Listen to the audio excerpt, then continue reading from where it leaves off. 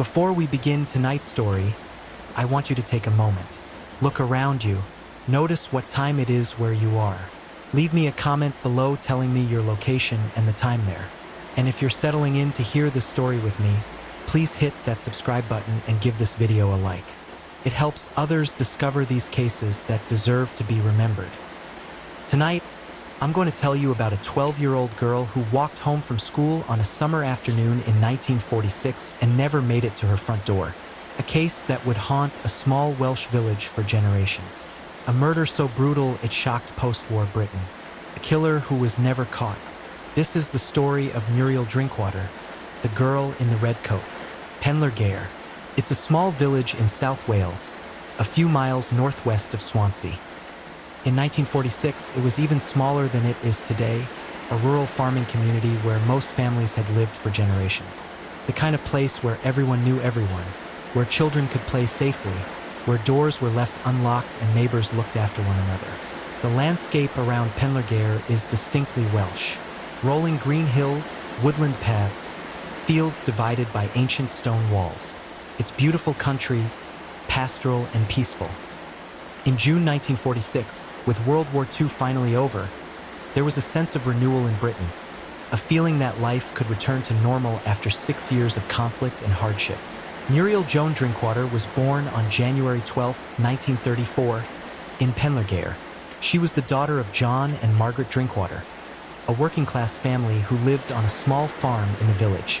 Muriel had siblings, and by all accounts, she was a bright, happy child who did well at school and was popular with her classmates.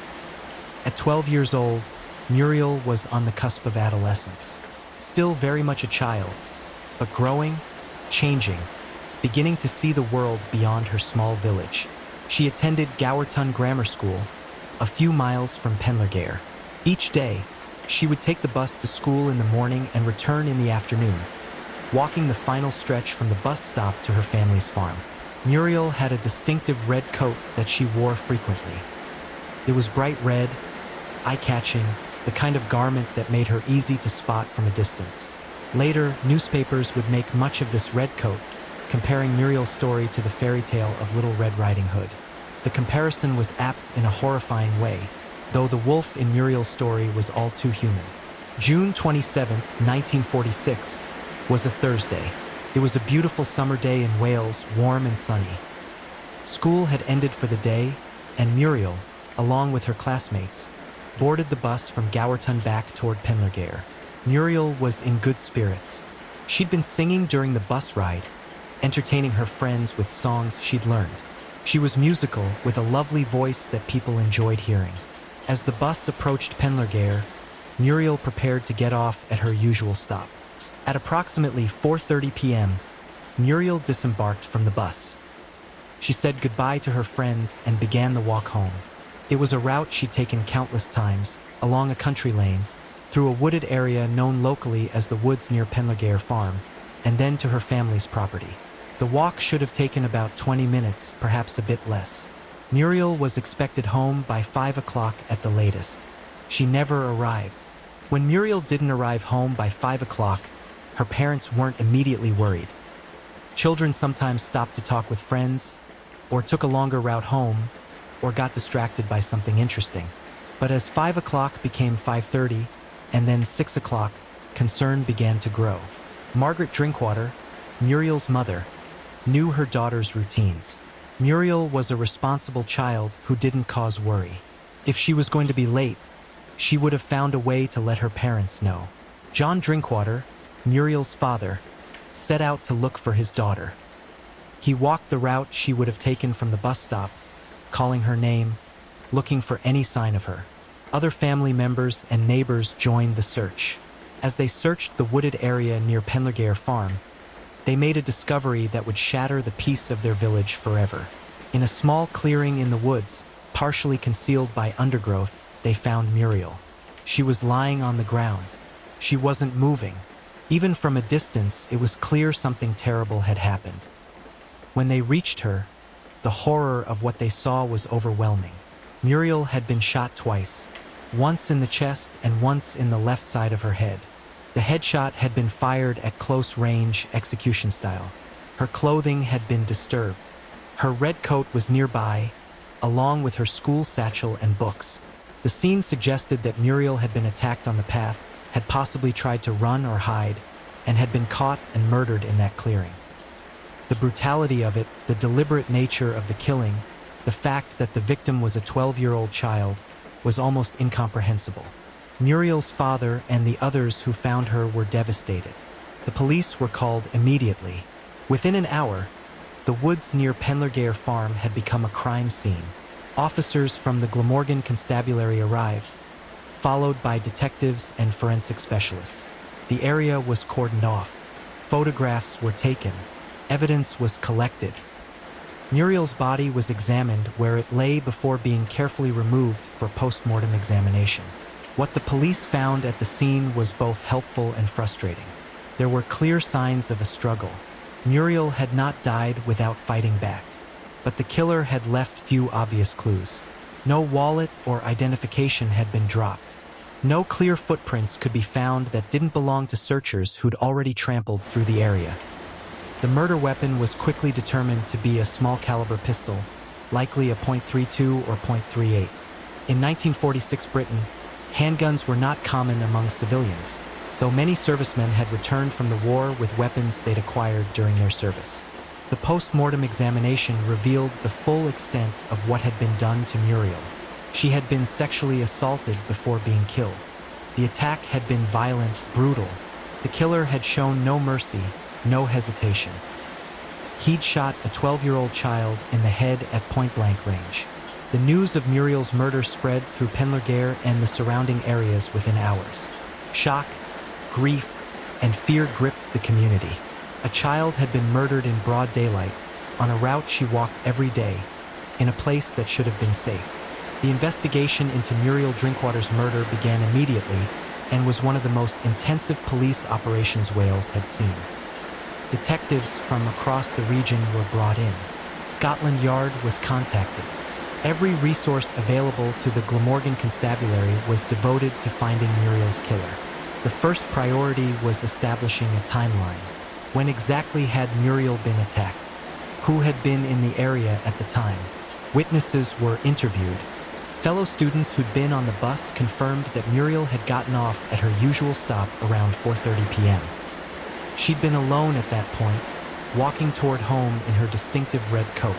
One witness proved particularly significant. A local farmhand reported seeing Muriel at approximately 4:40 p.m., walking along the lane toward the woods. She'd been alone at that point and had seemed perfectly normal, not frightened or running from anyone. But then came another witness account that changed everything. A woman who lived near the woods reported hearing what she described as a scream, followed shortly after by two loud bangs, around 4:45 or 5 o'clock p.m. She'd assumed the bangs were car backfires and hadn't thought much of it at the time. Those bangs had almost certainly been the shots that killed Muriel. This meant the attack had occurred within 15 minutes of Muriel getting off the bus. The killer had been in those woods, waiting perhaps, or had encountered Muriel by chance and made the split-second decision to attack. Detectives canvassed the entire area. Had anyone seen strangers in Penlergare that day? Had anyone noticed vehicles parked in unusual locations? Did anyone recall seeing someone with a gun? Several witnesses came forward with information about a man seen in the area around the time of the murder. The descriptions varied slightly, but a general picture emerged. A man in his 20s or 30s, dark-haired, wearing military-style clothing.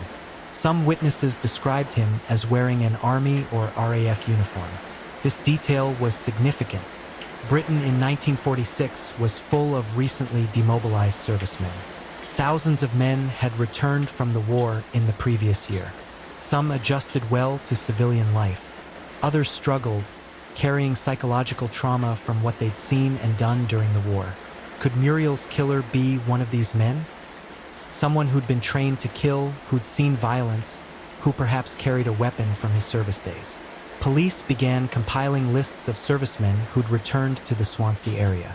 They interviewed hundreds of men, checking alibis, looking for anyone who couldn't account for their whereabouts on the afternoon of June 27th. One particular suspect emerged early in the investigation. Harold Jones, a man in his 30s who'd been living in the Swansea area, had a deeply disturbing history. In 1921, at the age of just 15, Jones had been tried and acquitted for the murder of an 8-year-old girl in Abertillery, Wales. Less than a month after his acquittal, Jones murdered another young girl, 11-year-old Florence Little. For this crime, he was convicted and sentenced to be detained at His Majesty's pleasure, essentially a life sentence for a juvenile offender. Jones had been released from custody sometime in the early 1940s. His whereabouts in June 1946 became a focus of police interest. Had Harold Jones, a known child killer, struck again? The investigation into Harold Jones as a suspect for Muriel's murder was thorough, but it hit a significant problem. Jones's alibi for June 27, 1946, appeared to be solid. He was working at the time Muriel was killed, with multiple witnesses who could place him elsewhere. Unless Jones had somehow fabricated his alibi or his witnesses were lying, he couldn't have been in Penlegar at 4:45 p.m. on June 27th. Reluctantly, detectives had to acknowledge that while Jones remained a person of interest given his history, they couldn't prove he'd killed Muriel. But Jones wasn't the only suspect.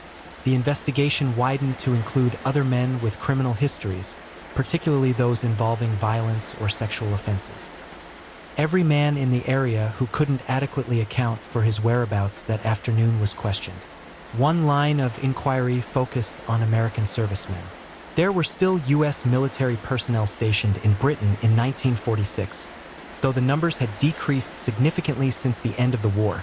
Some witnesses reported seeing American servicemen in the Swansea area around that time. Could one of them have been responsible? This theory had appeal because it might explain why the killer was never caught. If the perpetrator had been an American serviceman who was subsequently transferred back to the United States, he would have effectively escaped British justice. Detectives contacted U.S. military authorities, requesting information about any American personnel who'd been in the Swansea area in late June 1946. The cooperation was limited. The U.S.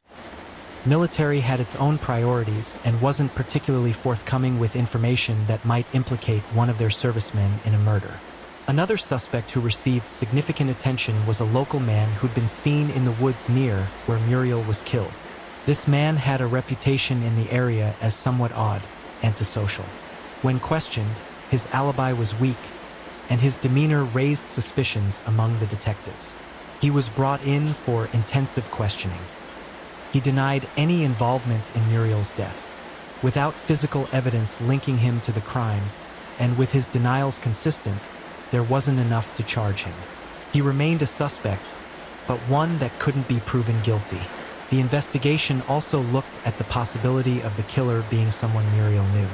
Most child murders are committed by someone known to the victim, often a family member or family friend. But this didn't fit Muriel's case.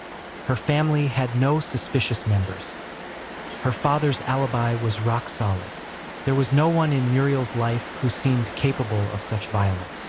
As weeks became months, the investigation began to slow. Leads dried up. The witness descriptions of the man in military clothing hadn't led to an arrest. The gun used to kill Muriel was never found. No physical evidence definitively identified the killer. The case remained open, but active investigation decreased.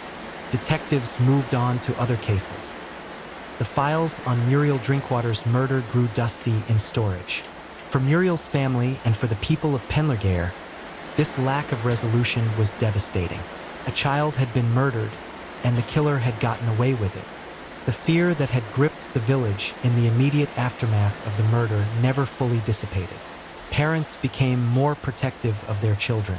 The innocence that had characterized village life before June 27, 1946, was gone forever. For decades after Muriel Drinkwater's murder, the case remained cold. The files existed in police archives, but there was no active investigation. The witnesses from 1946 aged, and many died, taking their memories with them. The suspects who'd been questioned grew old or passed away. The world moved on, but in Penlegar, Muriel was not forgotten. Her grave in the local churchyard became a place of remembrance. People who'd known her, who'd been children when she was murdered, carried the memory of that tragedy throughout their lives. Muriel's family never recovered from her loss. Her parents lived the rest of their lives without answers, without justice, without knowing who had killed their daughter. Her siblings grew up in the shadow of her death, their lives forever marked by that June day in 1946. The red coat Muriel had been wearing became a symbol. In newspaper accounts and in the memories of those who'd known about the case, Muriel was the girl in the red coat, or sometimes the Little Red Riding Hood murder case. The fairy tale comparison, while perhaps insensitive, captured something about the case. An innocent child, walking through the woods, attacked by a predator. In the 1990s and early 2000s, as forensic science advanced dramatically with the development of DNA analysis, some old unsolved cases began to be reopened. The possibility of using DNA evidence to solve crimes from decades earlier offered hope to families who'd waited years for justice. Muriel Drinkwater's case was one of those selected for review. In 2003, more than 50 years after her murder, South Wales police decided to take another look at the evidence. The question was, had any biological evidence from 1946 survived? And if it had, was it in good enough condition to yield DNA that could be analyzed? When detectives reopened Muriel Drinkwater's case in 2003, they faced a significant challenge. Evidence preservation in 1946 was not what it is today. Items weren't stored with the understanding that, decades later, microscopic traces of DNA could identify a killer. But to everyone's surprise, some evidence had survived. Muriel's clothing from the day she was murdered, including her red coat, had been kept. Other items from the crime scene had been preserved as well. Forensic scientists examined these items carefully. Could they extract usable DNA? The answer was yes. From Muriel's clothing, scientists were able to develop a DNA profile of her attacker. After more than 50 years, technology had done what 1946 investigation techniques couldn't. It had created a genetic fingerprint of the killer. This was a breakthrough, but it was also frustrating. Having a DNA profile was only useful if you had someone to compare it to. DNA databases existed, but they only contained profiles of people who'd been arrested and had their DNA taken, or who'd voluntarily submitted samples. If Muriel's killer had never been arrested for another crime requiring DNA sampling, his profile wouldn't be in any database. If he died before DNA databases were created, there'd be no way to identify him from the profile alone. Nevertheless, South Wales police moved forward with renewed energy. They began taking DNA samples from men who'd been suspects in the original investigation and were still alive. They also looked at family members of deceased suspects, since familial DNA could potentially indicate a relationship to the killer. One of the men tested was Harold Jones, the convicted child killer who'd been a suspect in 1946. But Jones had died in 1971. Instead, police approached his family members, seeking voluntary DNA samples that could be compared to the profile from Muriel's clothing. The results were inconclusive. The samples from Jones's family members didn't definitively rule him in or out as the killer. The genetic relationship was too distant to be certain. Other suspects from the original investigation or their descendants were also tested. Each time, the result was the same. Not enough certainty to say definitively whether this person was related to the killer. In 2008, South Wales police took an unprecedented step. They announced they would be conducting mass DNA testing of men in the Swansea area who would have been between 16 and 60 years old in 1946 and who were still alive. This would be a voluntary program, with men invited to provide samples to help eliminate suspects. The response was mixed. Many men voluntarily came forward to provide DNA samples, wanting to help solve a case that had haunted their community for more than 60 years. Others refused, either from privacy concerns or simply not wanting to be involved. The mass DNA collection yielded a lot of samples, but no matches. Whoever had killed Muriel Drinkwater either hadn't participated in the voluntary DNA collection or was already dead. As the DNA investigation continued, other aspects of Muriel's case were re-examined. modern investigative techniques, including criminal profiling and geographic analysis, were applied to the 1946 evidence. Criminal profilers who examined the case suggested that the killer was likely someone local to the area, someone who knew the woods where Muriel was killed, who understood the routes children took home from the bus stop. The attack appeared opportunistic, but the location suggested familiarity. The use of a gun was interesting. In 1946 Britain, handguns were not common among the general population. The killer either had access to a weapon through military service, through criminal connections, or had acquired one during the war years when such weapons were more available. The sexual assault and the execution-style killings suggested someone capable of extreme violence, someone who'd either done this before or would do it again. But exhaustive reviews of unsolved child murders in Britain around that time period found no obvious connections to other cases. Some investigators came to believe that Muriel's killer had probably gone on to commit other crimes, but perhaps not murders. He might have been arrested for lesser offenses, might have been imprisoned, might have lived out his life never being connected to what he'd done in Penlergare in 1946. In 2015, new information emerged that pointed investigators in a different direction. A witness who'd been a child in 1946 came forward with a memory that had haunted them for decades.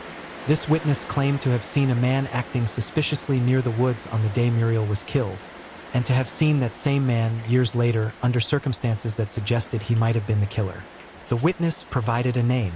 The man had died in the 1990s. Police investigated his background, his whereabouts in June 1946, his history.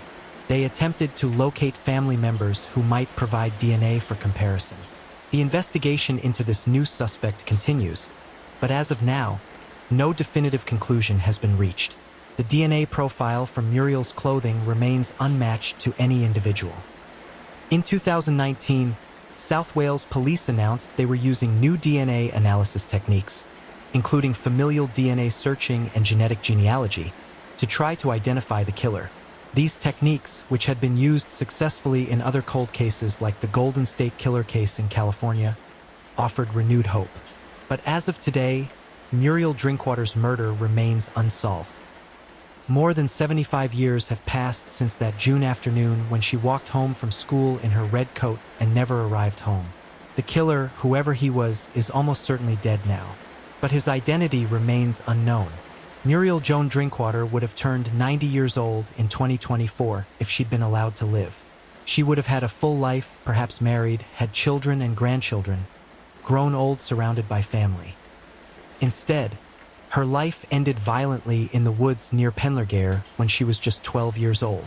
The little girl in the red coat has become a symbol in Wales, a reminder of innocence lost, of justice delayed, of a community forever changed by one act of terrible violence. Her case represents both the limitations of 1946 forensic science and the promise of modern DNA technology. The killer left behind evidence that couldn't be used to identify him in 1946, but which might still bring him to justice decades after his crime. South Wales police have stated their commitment to solving Muriel's murder. The case remains open and active. New techniques are applied as they become available. The DNA profile of the killer exists, waiting to be matched to a name. For Muriel's surviving family members, for the people of Penlergare, for everyone who's followed this case over the decades, the hope is that someday technology or a witness or a breakthrough will finally identify the man who killed Muriel Drinkwater. She deserves that. She deserves justice. She deserves to be remembered not just as a victim, but as a 12-year-old girl who loved to sing, who did well at school, who had her whole life ahead of her until it was stolen by someone who's never been held accountable. If you have any information about Muriel Drinkwater's murder, South Wales police continue to accept tips.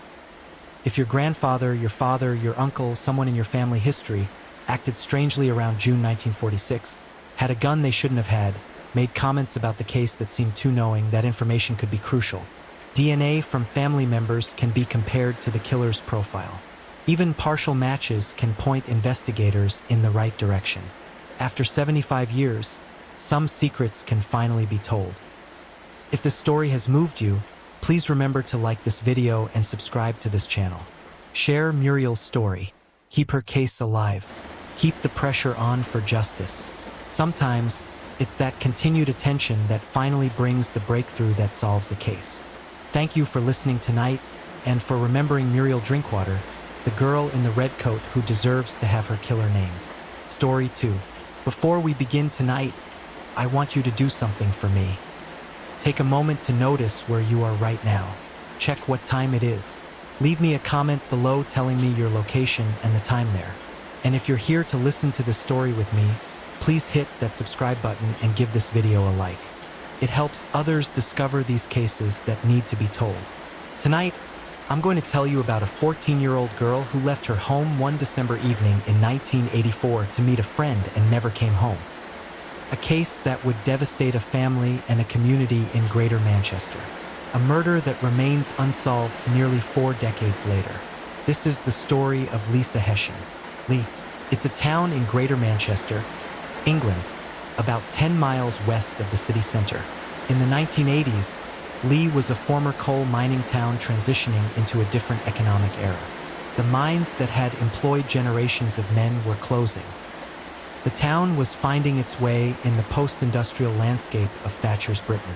But despite economic changes, Lee remained the kind of place where communities were tight-knit, where families had lived for generations, where neighbors looked out for one another. It wasn't London or Manchester city centre.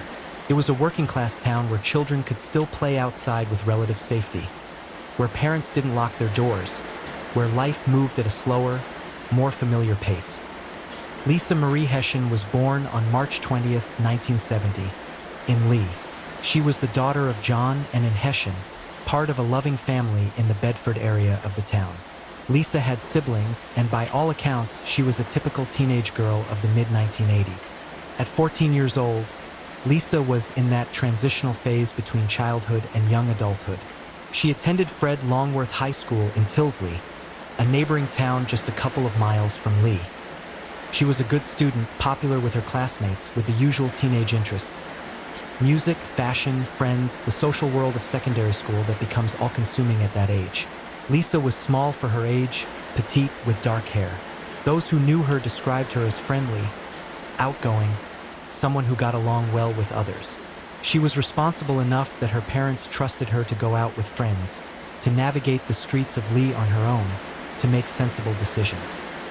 December in northern England is cold, dark, dreary. By 4:30 in the afternoon, it's already getting dark. By 6 p.m., it's full night. But this didn't stop teenagers from going out, from meeting friends at youth clubs or cafes, from maintaining their social lives even as winter closed in. Wednesday, December 5th, 1984, was an ordinary winter day in Lee. School was in session. Lisa attended her classes at Fred Longworth High School as usual. When school ended in the afternoon, she returned home to her family's house on Manchester Road in the Bedford area. Lisa had plans that evening. She was going to meet a friend at the Boothstown Labour Club, a social venue about 2 miles from her home. The Labour Club was a common meeting place for young people in the area, offering activities and a safe environment for teenagers. At approximately 6 p.m., Lisa left her home to walk to the Boothstown Labour Club. It was dark outside, cold, but the route was one Lisa knew well. She was wearing her school uniform still, or had changed into casual clothes. The details of exactly what she wore that evening would later become important. Lisa's parents expected her home by 9:30 or 10 p.m. at the latest. It was a school night after all. Lisa was responsible about curfews. They had no reason to worry about her. Lisa walked out the door into the December darkness. She never arrived at the Boothstown Labour Club, and she never came home. When Lisa didn't come home by her curfew, her parents initially thought she might have lost track of time, might be running a bit late. Teenagers do this. They get caught up talking with friends, forget to watch the clock. But as 10 p.m. became 10:30, and then 11, and in John Hession's mild annoyance turned to worry. Lisa didn't do this. She was reliable. She called if she was going to be late. John Hession went out to look for his daughter. He drove to the Boothstown Labour Club, but Lisa wasn't there. Speaking with people at the club, he learned that Lisa had never arrived. No one there had seen her that evening. This escalated the worry to genuine alarm. Lisa had left home intending to go to the club. She hadn't arrived. Where was she? John drove along the route Lisa would have taken, looking for any sign of her. He checked with neighbors, with friends' houses, anywhere Lisa might have gone. There was no sign of her anywhere. By midnight, the Hessian family contacted Greater Manchester Police. Lisa was officially reported missing. Officers responded quickly. A 14-year-old girl who'd left home hours earlier and hadn't arrived at her destination was a serious concern. Police began the initial investigation immediately, even in the middle of the night. They spoke with Lisa's parents, getting details about what she'd been wearing, where she was going, who she was supposed to meet. They contacted the friend Lisa had planned to meet at the Labor Club. That friend confirmed Lisa was expected but had never shown up.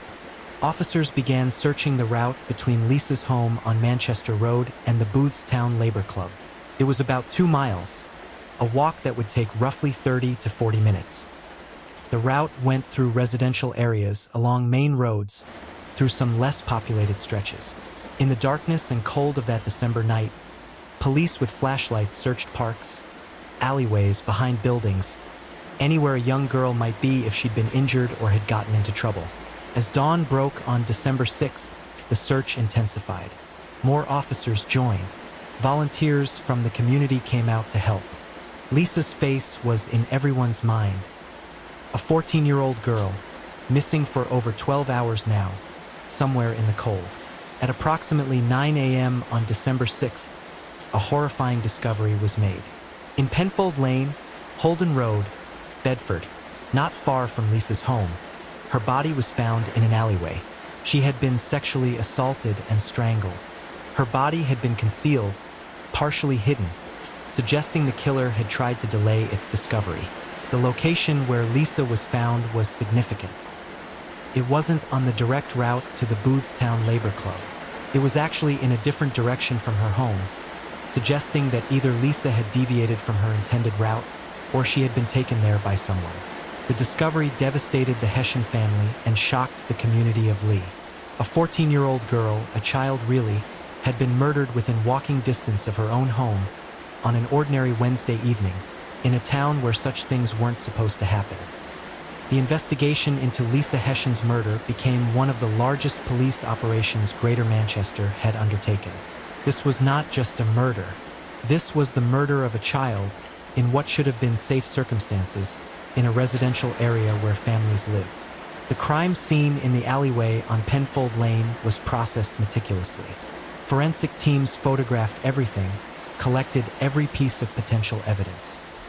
In 1984, forensic science was more advanced than it had been in previous decades, though nowhere near the sophistication we have today. The post-mortem examination revealed the full extent of what had been done to Lisa. She had been strangled manually, by someone's hands around her throat. She had been sexually assaulted either just before or just after death. The pathologist determined she'd likely been killed late on December 5th or very early on December 6th, within hours of leaving her home.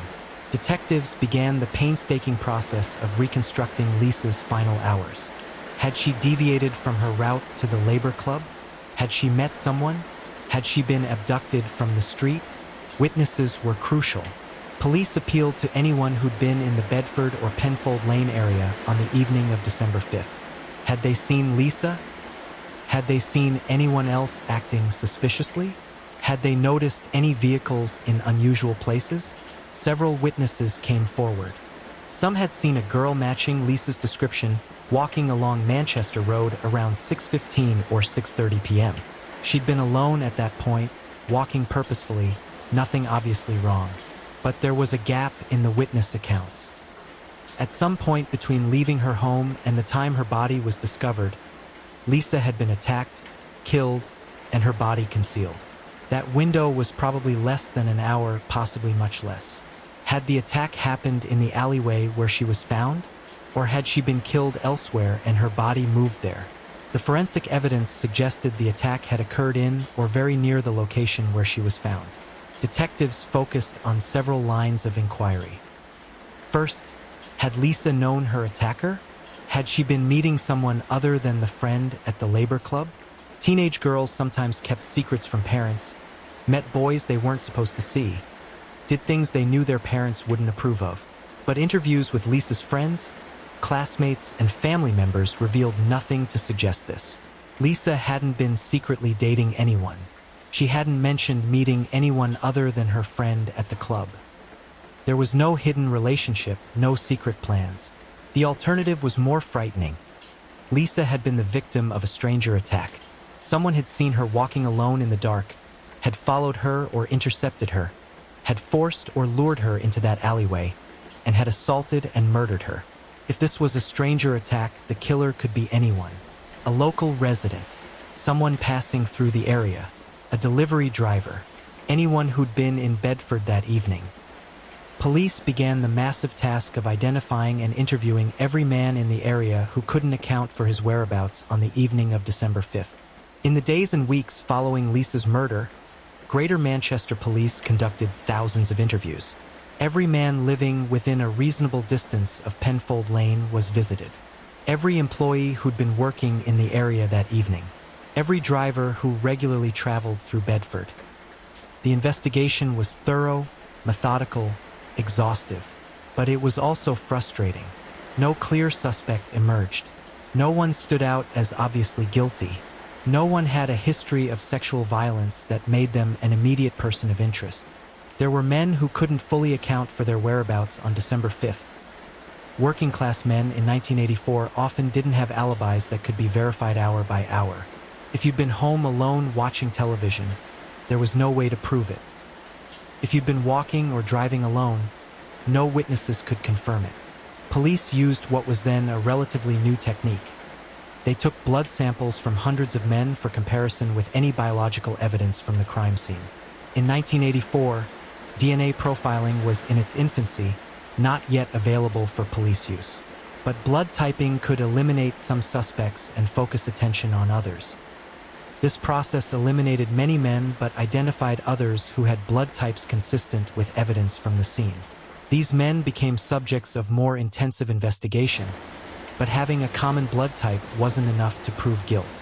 One suspect who received significant attention was a local man with a history of minor offenses. He'd been in the Bedford area on December 5th and couldn't provide a solid alibi.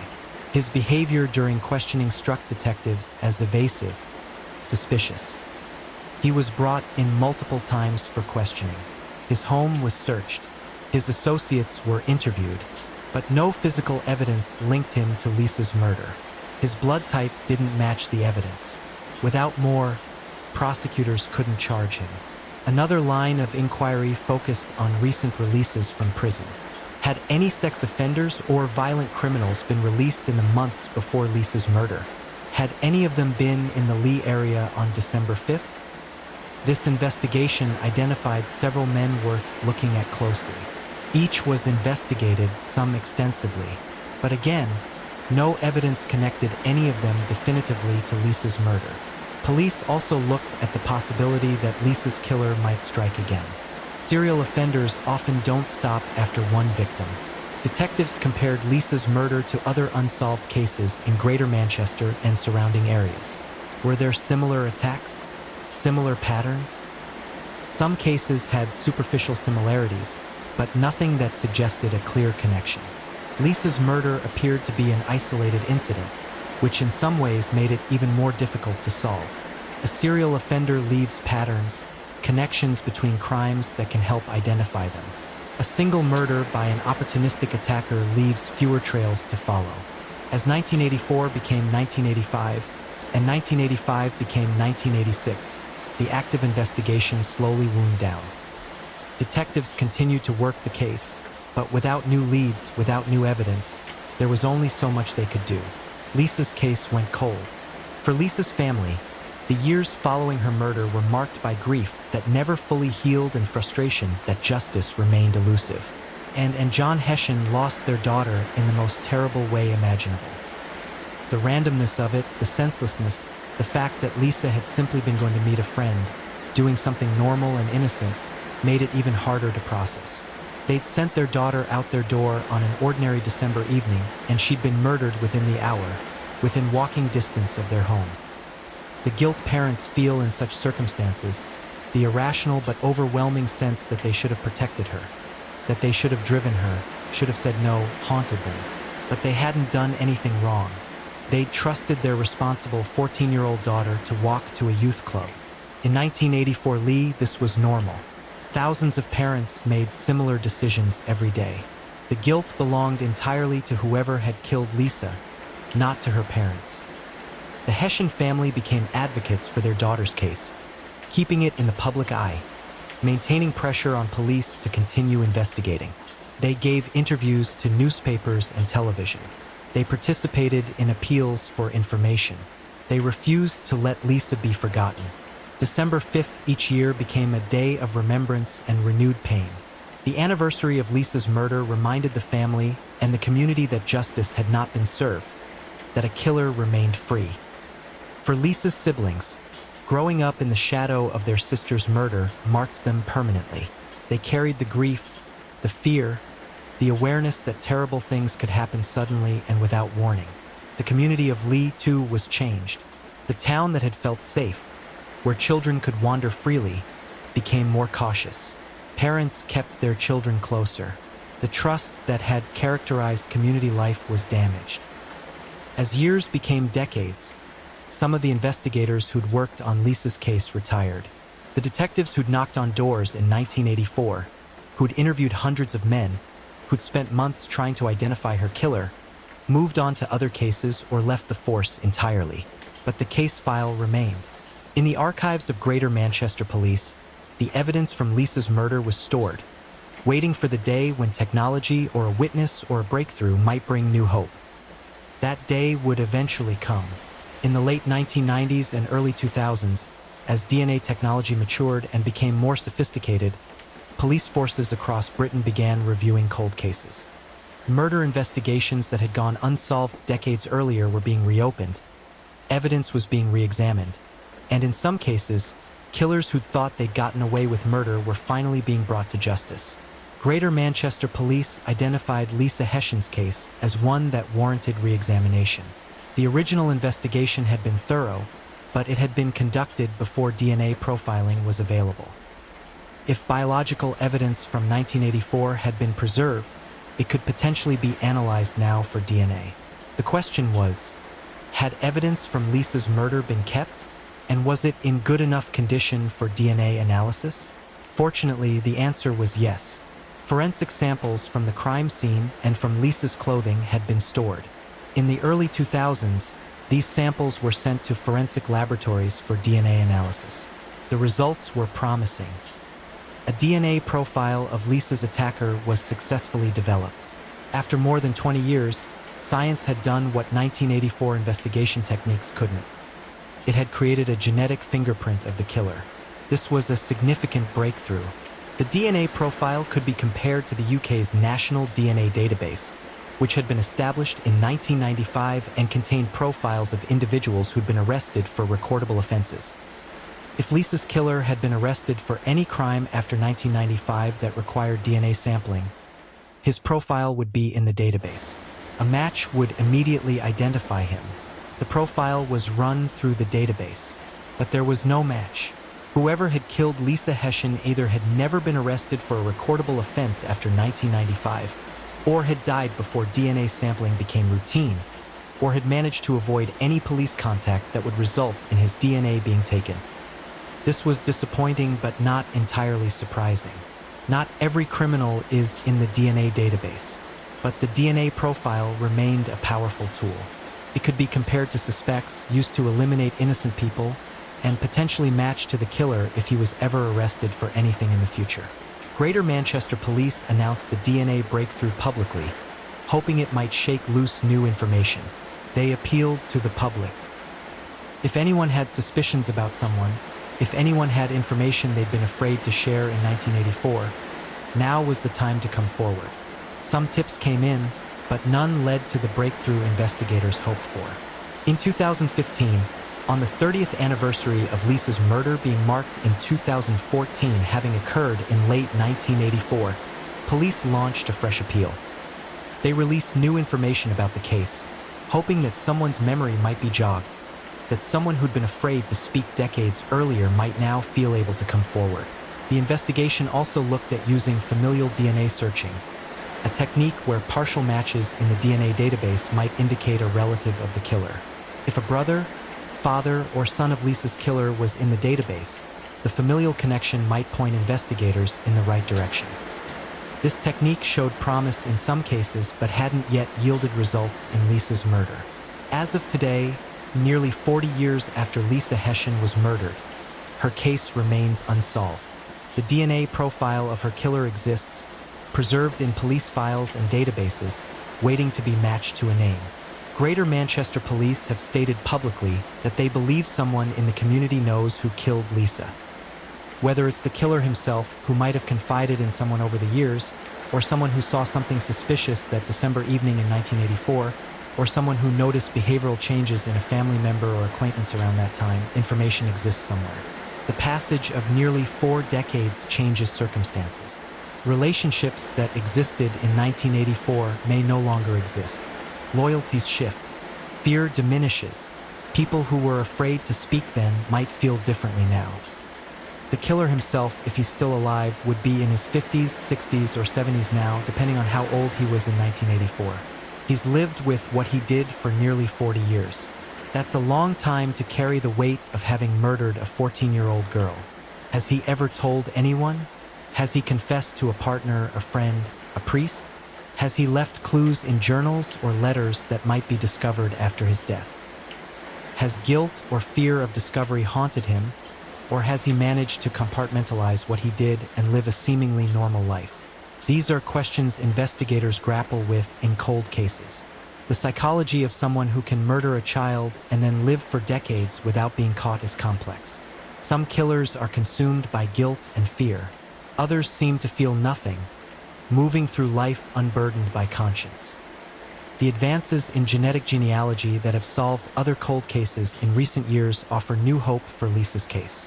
The technique that identified the Golden State Killer in California, where DNA from crime scenes was compared to genetic genealogy databases built by people researching their family trees, could potentially work for Lisa's case as well.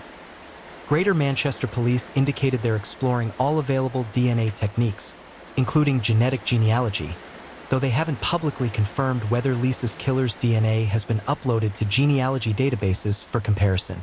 The challenge with genetic genealogy in the UK is that the databases are smaller than in the United States, and privacy laws are stricter. But the technique has shown promise, and as databases grow, the chances of finding a match improve. For Lisa's family, particularly those who've carried this grief for nearly 40 years, the hope is that someday, before it's too late, the killer will be identified. And Hession, Lisa's mother, passed away without seeing justice for her daughter. Other family members have aged, their lives marked permanently by Lisa's absence. They deserve answers. They deserve to know who killed Lisa and why. They deserve to see that person held accountable, even if accountability comes decades late. Lisa Marie Hession would have been 54 years old today if she'd been allowed to live. She would have finished school, perhaps gone to university or learned a trade, would have had relationships, maybe married, perhaps had children of her own. She would have lived through the 1990s, 2000s, 2010s, would have seen the world change in ways she couldn't have imagined in 1984. Instead, her life ended in an alleyway in Bedford, Lee, on a cold December night when she was just 14 years old. She was robbed of everything. Her future, her experiences, her chance to become whoever she might have been. The person who killed her has had nearly 40 years that Lisa never got. He's lived his life, whatever kind of life it's been, while Lisa's family has lived with permanent loss and the frustration of knowing her killer was never caught. But DNA doesn't forget. The genetic evidence from 1984 remains, waiting patiently for the match that will give it a name. Technology improves constantly. Databases grow. Techniques become more sophisticated. Greater Manchester Police have not given up on Lisa's case. The file remains open. New leads are still investigated. The DNA profile is still checked against new entries in databases. If you have any information about Lisa Hession's murder, no matter how insignificant it might seem, Greater Manchester Police want to hear from you. If someone you know acted strangely around December 1984, if someone made comments about the case that seemed too knowing, if someone had scratches or injuries they couldn't explain, if someone suddenly changed their behavior or routine around that time, that information could be crucial.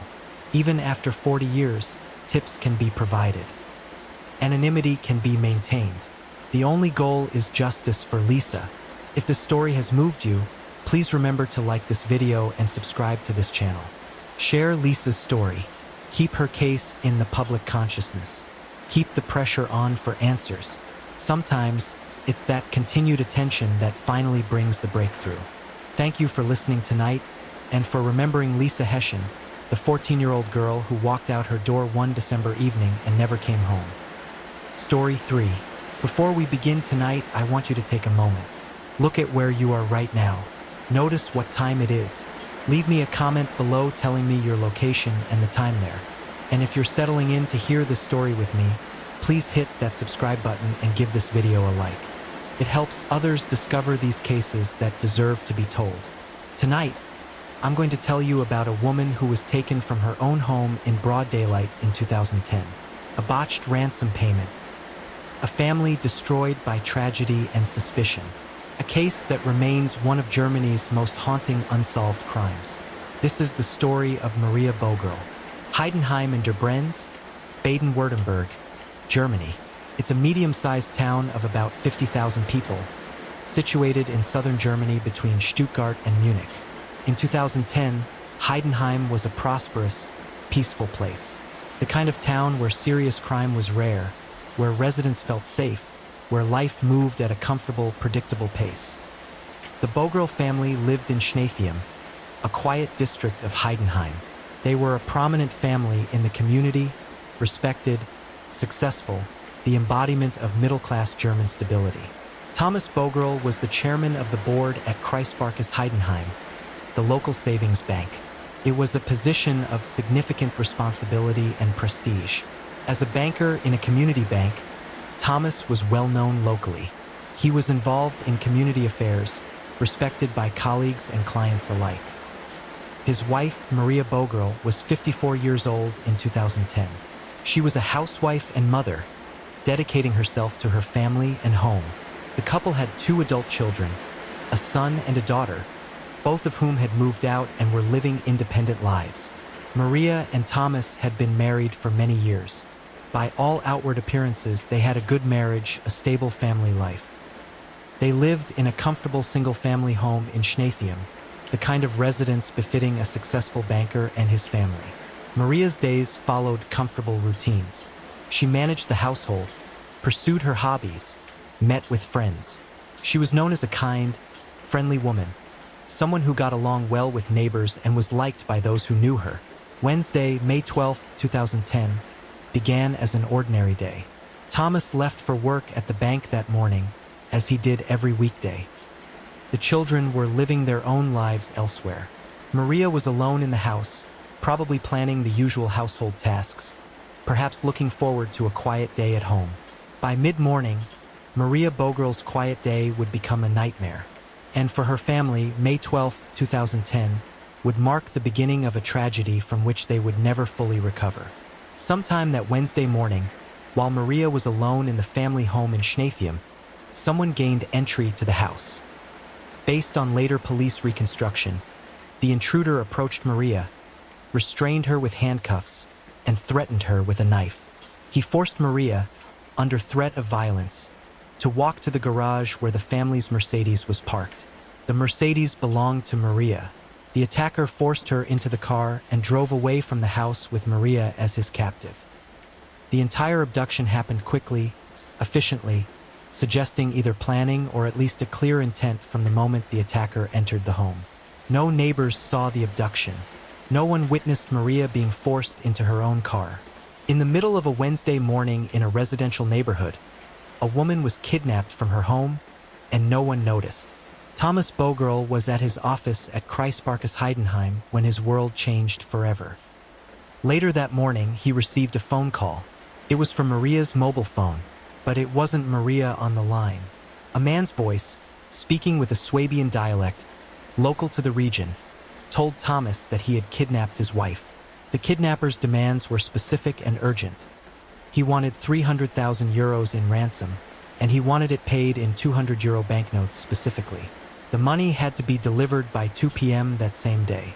The kidnapper gave precise instructions. The money should be wrapped in newspaper, placed in a plastic bag, and deposited at a specific location along the Autobahn near a German flag landmark. If the instructions were followed, Maria would be released unharmed. If they weren't, the consequences would be deadly. Thomas immediately contacted the police. This was a kidnapping, a serious crime, and police involvement was essential. But there was a problem, one that would prove catastrophic. The deadline was 2 p.m. It was already mid-morning. Thomas, as chairman of a bank, should theoretically have had access to large amounts of cash. But the specific denomination requested, 200 euro notes, was the issue. 200 euro notes are relatively uncommon in circulation. They're not regularly stocked in large quantities even at banks. Getting 300,000 euros specifically in 200 euro notes on short notice would require coordination with other financial institutions. Time was critical. Every minute that passed was a minute closer to the 2 p.m. deadline. Thomas and bank employees worked frantically to gather the required amount in the required denomination. They contacted the Landesbank in Ulm, the regional central bank, which would have larger reserves of various denominations. Bank employees drove to Ulm to collect the money. But in a cruel twist of fate, the vehicle broke down on the way, causing further delay. Finally, the money was gathered and brought to Thomas.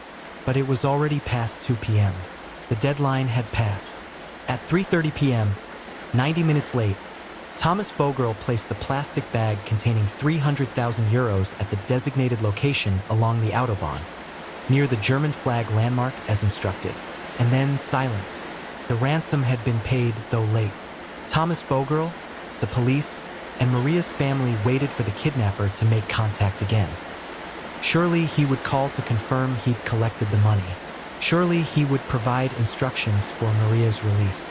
But the phone didn't ring. Police surveillance teams were monitoring the ransom drop location. They watched to see if anyone would approach to collect the money. Hours passed. No one came. Then, at the location where the ransom had been placed, police found Maria's mobile phone. It had been destroyed, deliberately smashed, making it useless for further communication. This was ominous. The kidnapper had cut off his own means of communicating with the family. Why would he do that? The ransom was waiting for him. All he had to do was collect it and release Maria. Why destroy the phone? The money itself was eventually recovered by police, still sitting where Thomas had left it. The kidnapper never collected it.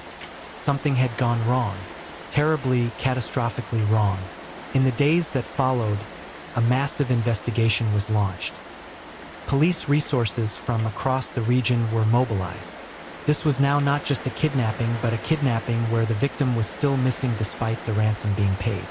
On May 15th, 3 days after Maria's abduction, her Mercedes was found. It had been abandoned near Kloster Narrated, a monastery about 30 kilometers from Heidenheim. The car was processed for forensic evidence. Inside the Mercedes, investigators found 2 crucial pieces of evidence. There were skin cells, DNA from someone other than Maria or her family. This would be the kidnapper's DNA, left behind during the abduction or while driving the car. They also found blood, Maria's blood. Not large amounts, but enough to suggest she'd been injured, that violence had occurred in or near the vehicle. The discovery of the car gave police a geographic focus. The kidnapper had driven Maria's car to the Narrated area. Was Maria still alive? Was she being held somewhere in that region? On May 19th, a week after Maria's abduction, her family made an emotional public appeal on the German television program Aktenzeichen XY Ungelöst, Germany's equivalent of America's Most Wanted. The children, their faces etched with worry and exhaustion, pleaded with the kidnapper to release their mother. Thomas sat with them, his expression drawn and tense. They begged for Maria's life. They promised they wouldn't press charges if she was returned safely. They said they just wanted their mother, their wife, back home. But Maria didn't come home. On June 4th, 2010, nearly 3 weeks after Maria Bogerl was kidnapped from her home. A walker in a wooded area near the village of Nisitz made a horrifying discovery. Concealed beneath branches and undergrowth, the walker found a woman's body. The location was about 10 kilometers from the Bogerl family home and roughly 1 kilometer from where the ransom money had been deposited. The body was identified as Maria Bogerl. The post-mortem examination revealed the cause of death. Maria had been stabbed multiple times. The pathologist determined that Maria had likely been killed within 1 to 2 hours of her abduction on May 12th. This timing was crucial and devastating. Maria had probably already been dead by the time the ransom call was made. Certainly, she was dead long before the ransom was delivered at 3:30 p.m. The kidnapper had killed Maria early on, possibly soon after taking her from her home, possibly in or near her own car given the blood evidence found in the Mercedes. Then he had made the ransom demand knowing his victim was already dead. Why? If Maria was already dead, why demand ransom? Why go through the elaborate process of specifying denominations, setting a tight deadline, giving precise instructions for the drop location? Perhaps the killing hadn't been planned. Perhaps something had gone wrong during the abduction. Maria had fought back or tried to escape, and the kidnapper had panicked and killed her. Then, with a dead victim, he'd decided to proceed with the ransom demand anyway, hoping to get money even if he couldn't deliver a living hostage. Or perhaps the killing had been intentional from the start. Perhaps the kidnapper had never intended to release Maria, had planned to kill her regardless of whether ransom was paid. The ransom demand might have been a diversion, a way to confuse the investigation, to make police focus on the ransom aspect while he escaped. What was clear was that Maria Bogerl had suffered a terrible death. She'd been kidnapped, driven to an isolated location, stabbed multiple times, and left in a forest. Her final hours had been filled with terror and pain. For her family, the confirmation that Maria was dead brought one form of closure but opened up new agonies. At least the terrible not knowing was over. But now they had to face the reality that Maria had been murdered, that she died violently, that the ransom payment and all the desperate efforts to save her had been futile from the start. The investigation into Maria Bogerl's kidnapping and murder became one of the most intensive police operations in Baden-Württemberg's recent history. A special task force, Soko-Flag, named after the flag landmark where the ransom was to be collected, was established with 60 investigators devoted full-time to the case. The DNA evidence from the Mercedes was crucial. The kidnapper had left his genetic fingerprint behind. The profile was run through Germany's DNA database, but there was no match.